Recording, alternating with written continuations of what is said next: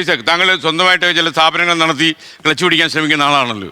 അപ്പോൾ ഈ നമ്മുടെ നാട്ടിൽ സ്റ്റാർട്ടപ്പ് അതിൻ്റെ ഒരു മെൻറ്ററാണ് താങ്കൾ. അതിൽ ഒരുപാട് സ്റ്റാർട്ടപ്പുകൾ നമ്മുടെ കേരളത്തിൽ ഇപ്പോൾ കൊച്ചിയിലും ഒക്കെ ഉണ്ട്.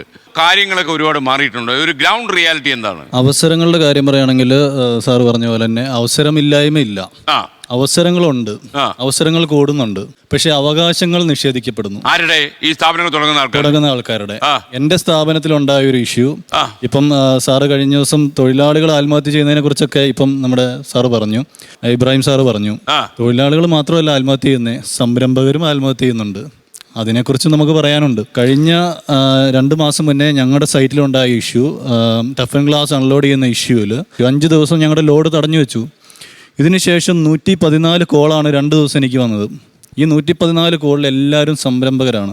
ചെറിയൊരു തട്ടുകട തുടങ്ങിയ ആൾ തൊട്ട് സ്റ്റാർട്ടപ്പ് കമ്പനി തുടങ്ങിയ ആൾ വരെ സംരംഭകനാണ് എന്നെ സംബന്ധിച്ചിടത്തോളം. ഇതിൽ ആത്മഹത്യയുടെ വക്കിൽ നിൽക്കുന്ന ആൾക്കാരുണ്ട്. ഇവരുടെ അവകാശങ്ങൾ നിഷേധിക്കപ്പെടുകയാണ്.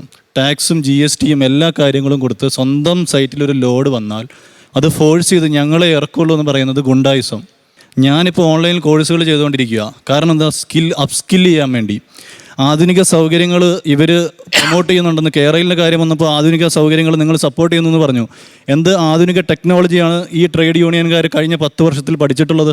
ഇവർ 20 വർഷം മുന്നത്തെ ടെക്നോളജി തോർത്തുമുണ്ട് വെച്ചിട്ട് ഇവർ ഗ്ലാസ് എടുക്കാൻ നോക്കുന്നത്.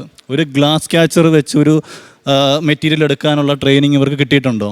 ഇവർ റേഞ്ച് റോവർ ഇറക്കി. ഒരു ആധുനിക സംവിധാനത്തിലുള്ളൊരു വണ്ടി അൺലോഡ് ചെയ്യാൻ വേണ്ടി ഇവർക്ക് 2 ദിവസം കൊണ്ട് പഠിക്കാവുന്ന സംഭവമുള്ളൂ. എന്തുകൊണ്ട് ഇവർ പഠിക്കുന്നില്ല? ഇവർക്ക് അവകാശങ്ങൾ പഠിക്കാനുള്ളൊരു സാഹചര്യം കേരളത്തിൽ ഉണ്ടോ എന്ന് സംശയം.